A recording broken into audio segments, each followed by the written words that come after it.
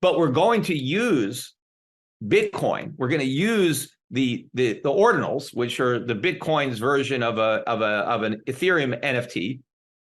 And I'm going to try to incorporate Bitcoin into this piece by using the Bitcoin blockchain as a way to authenticate the original genuine status of these prints, to the extent that anyone who owns one wants to sell it, the buyer can have a way of authenticating that it's not a counterfeit, that this is the actual print because it corresponds to this ordinal, right? And I can track the ownership of this print from day one and know, okay, yes, you are the original owner and I'm buying it from you, or I'm buying it from somebody who bought it from the original owner. And so you don't have to worry about the fact that you're buying some kind of fake. This is Peter Schiff. He's a gold bug that doesn't really like Bitcoin. He's been pinned as the #1 Bitcoin hater over the past couple of years, but even the people who say Bitcoin is useless are still using Bitcoin. Hey crypto family, welcome back to the channel. In today's clip, we're going to be checking out Peter Schiff. He's actually using Bitcoin now. He still doesn't like it, but he's using it. We're going to be checking out why he's using it, his new and updated thoughts on Bitcoin, and also his thoughts on inflation, what is coming for the U.S. economy here over the next couple of years. Here is actually very bearish as of late. The Bitcoin bros don't necessarily agree with how bearish he is, but he believes that inflation will have some damaging effects on the total economy. We'll be listening to that in today's clip. Let's go ahead and check it out here. Let's see what Peter has to say. First of all, we have so much inflation in the pipeline because of 12 years of money printing, right? That's the inflation. The reason that the year-over-year numbers have come down is just because of the comparisons. We had such a huge increase in prices the prior year that on a year-over-year basis, at some point, you're always going to get a improvement because of the comparisons. The problem is going forward over the next year, you're not going to have those same comparisons. So it's going to be much easier later in 2023, early 2024, to have year-over-year numbers that are much worse. But if you look at the month-over-month numbers, just if you annualize each month in and of itself, we're still showing prices increasing over the prior month at an annualized rate of 5%, 6%, 7%. And this is cumulative. This is on top of the price increases that have already taken place.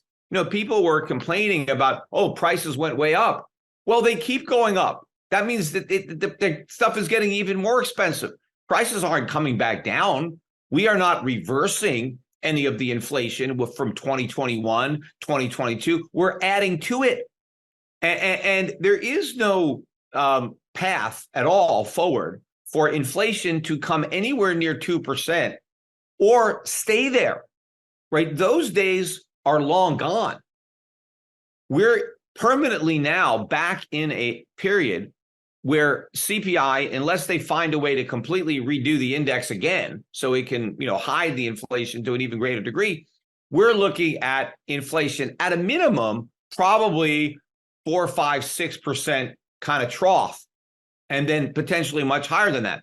So living in this world is very different from the world where inflation was below 2%, because, you're in a whole new reality in that situation. And that requires, new interest rates, new gold price.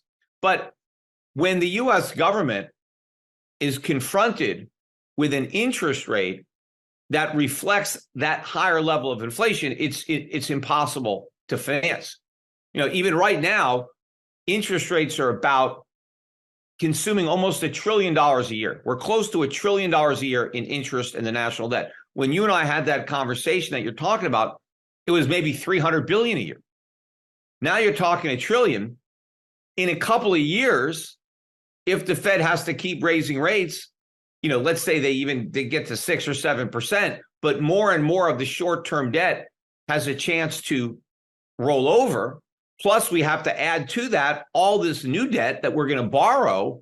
In 2 or 3 years, it could be $2 trillion a year in interest on the national debt. Where is this money going to come from? The US government only collects about $4 trillion in taxes. How can 50% of tax revenue go to interest on the debt? Right? That's like somebody that earns $100,000 a year. They have to spend $50,000 a year paying the interest on their credit cards. You can't survive with that type of interest expense. So we are headed for a debt crisis, a sovereign debt crisis, and a currency crisis. That's real. What we just went through with the debt ceiling, that was fake. That's where you see a collapse of treasuries. Nobody wants to buy treasuries because the yield is not high enough to offset for inflation. And so then the Fed has to print even more money to buy the treasuries that nobody else wants. And then an already elevated inflation rate starts to spiral out of control. And now you're talking hyperinflation. And so that's the risk. And then what happens there? Well, the dollar is imploding in value. The cost of living is skyrocketing. Then what does the government do? Well, then they panic and they impose like price controls, exchange controls, all sorts of desperate measures to try to prevent, prices from spiraling out of control. And then you end up with shortages. You end up with long lines for basic necessities. You end up with black markets. And so you turn honest Americans into criminals because the only way they can buy stuff is if they do it illegally, right, on the black market. So a lot of this stuff is going to happen as a result of the fact that politicians do not want to accept this responsibility for what they've done, level with the American public, and make the tough political choices that are actually necessary to rein this problem in before it gets out of control, which means huge cuts to government spending and telling a lot of people that they're not going to get what they were promised. Now, they're not going to get it anyway. It's just that the politicians won't tell them that.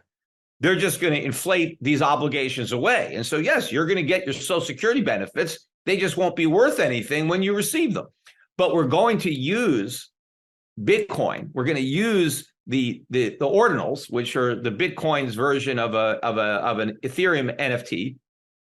And I'm going to try to incorporate Bitcoin into this piece by using the Bitcoin blockchain as a way to authenticate the original genuine status of these prints, to the extent that anyone who owns one wants to sell it, the buyer can have a way of authenticating that it's not a counterfeit, that this is the actual print because it corresponds to this ordinal, right? And I can track the ownership of this print from day one and know, okay, yes, you are the original owner and I'm buying it from you, or I'm buying it from somebody who bought it from the original owner. And so you don't have to worry about the fact that you're buying some kind of fake.